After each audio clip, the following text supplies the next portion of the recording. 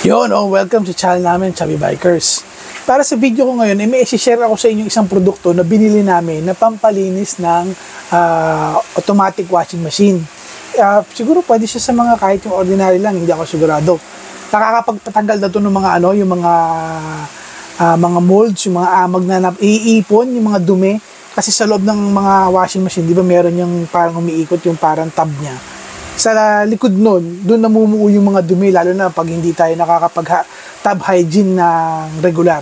Pero meron produkto ako nakita online. Subukan natin kung effective ba talaga, kung garantisado ba to o garantisabong. Tara!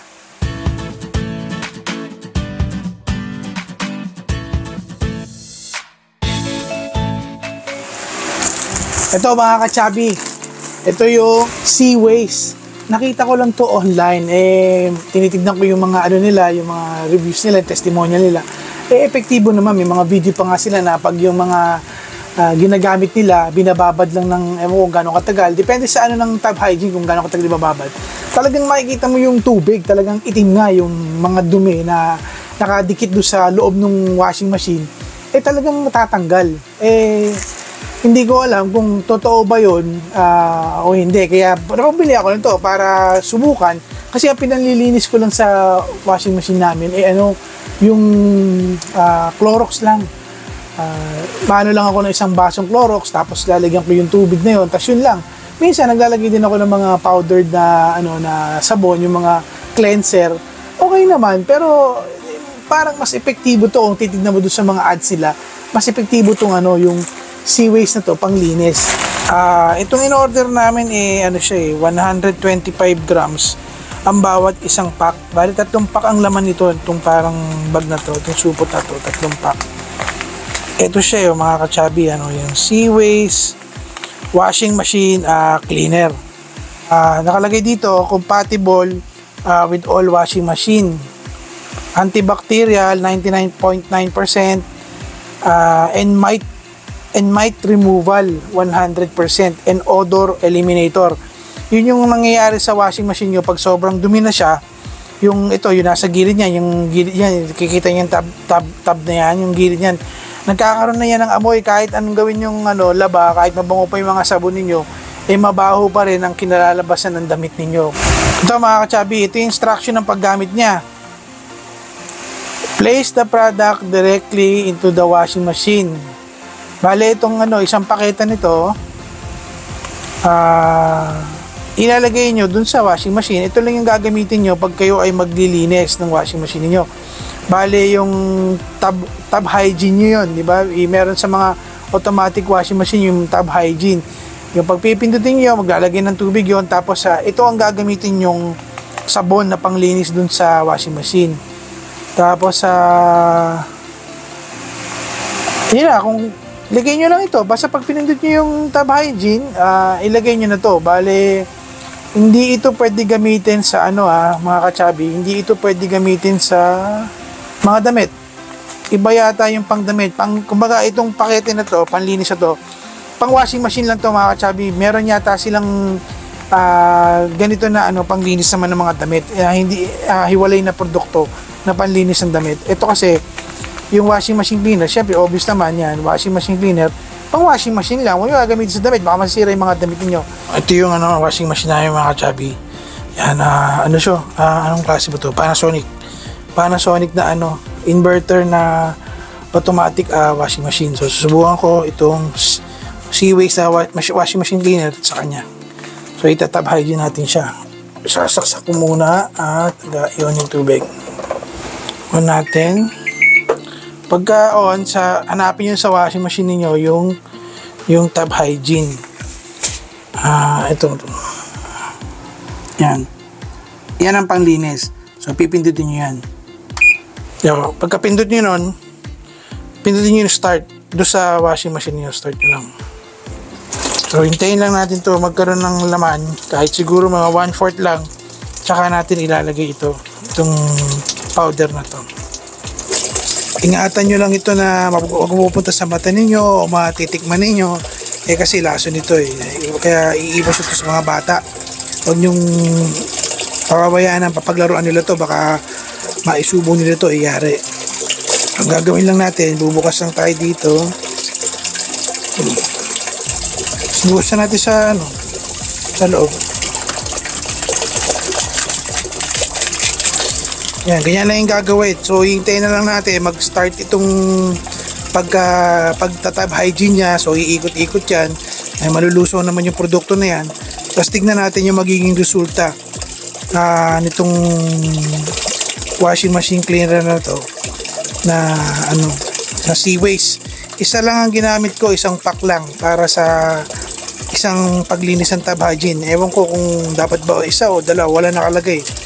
Pero isa lang siguro kaya na nito linisin ito. So balikan natin ito mamaya, tignan natin kung mangingitim ba siya o ano mangyari sa kanya.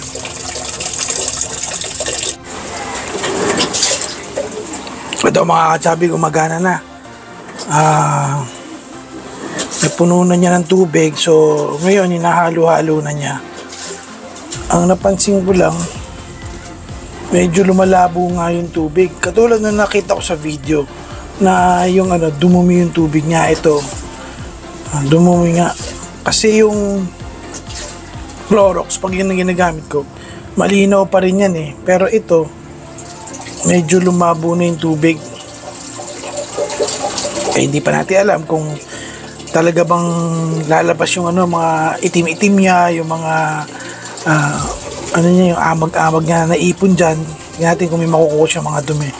Pero hindi ganito ang nangyayari sa tubig pag ang ginagamit ko ay Clorox lang. Hindi lumalabong ganyan. Malinaw pa rin. Ito lumabo yun. Ito mga katsabi, nakikita niyo yung mga yan. Yung mga dumi-dumi niyo. Kakasimula pa lang nito.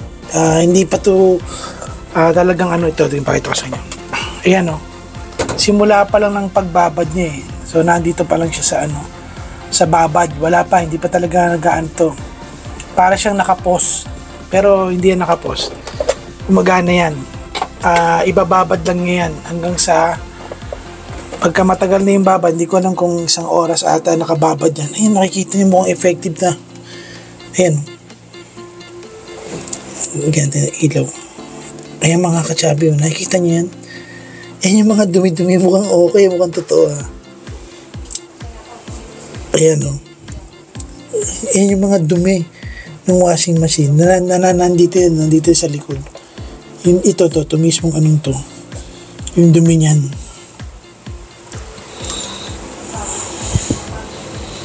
Hindi pa talaga matagal yung pagbabad mga katsabi Tatagal pa talaga ng mga isang oras. Mamaya balikan natin yung pag isang oras na mahigit.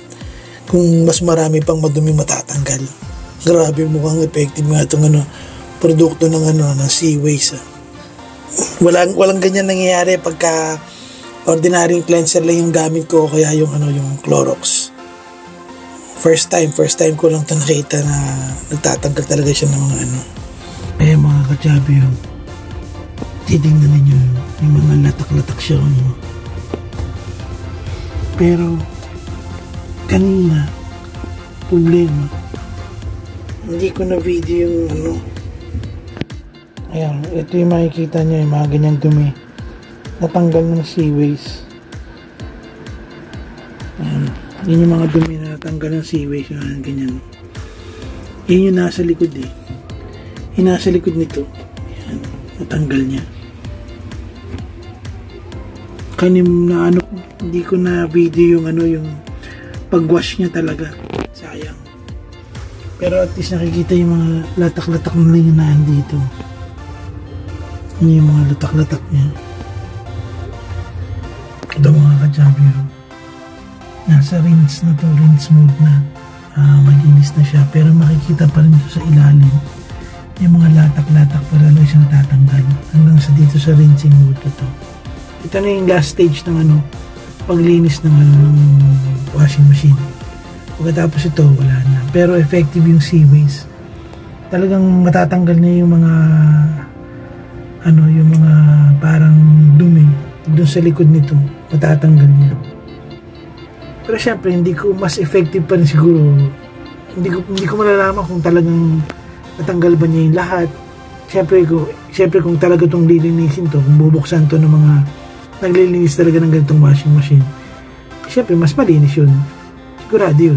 Pero ito, kahit pa paano, first time ko pa lang naman nagamit yung Seaways siguro kung madalas ko ito gagamitin na panglinis, talagang malilinis siya to. Hindi nyo na kailangan kumuha ng mga tagalinis talaga ng mga ganitong klaseng washing machine kasi mahal din ang singil ng mga ganun ito mga ka-chubby, nasa rinsing na to pero tingnan mo yung mga latak, mga tanggal niya.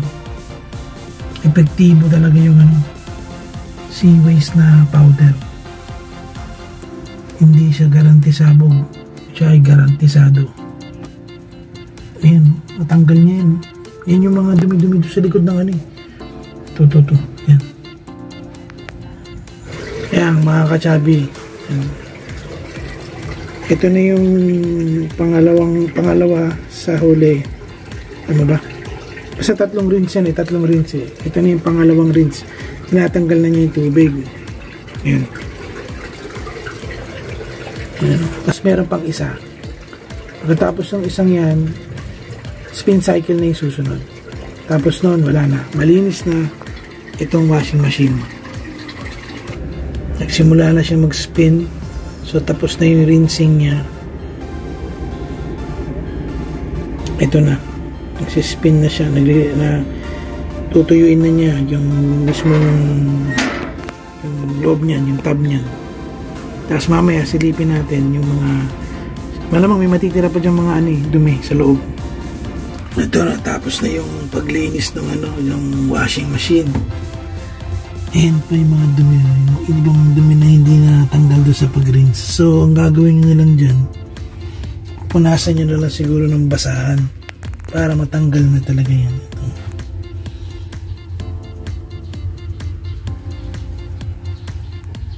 Magaling talaga yung Seaways na panlinis.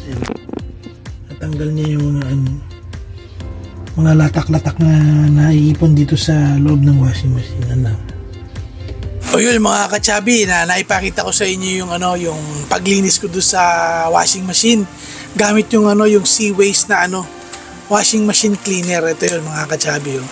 Isa lang ang ginamit ko na pakete doon sa paglinis ko ng ng washing machine. Okay naman yung naging resulta niya. Natanggal talaga niya yung mga latak na nando sa loob nung mga kasingit-singitan ng loob ng washing machine na yon. Matagal ako naglilinis ng washing machine namin, tab hygiene. Ang gamit ko lang doon Clorox. Minsan yung mga cleanser lang na sabon, yung mga powder na panglinis.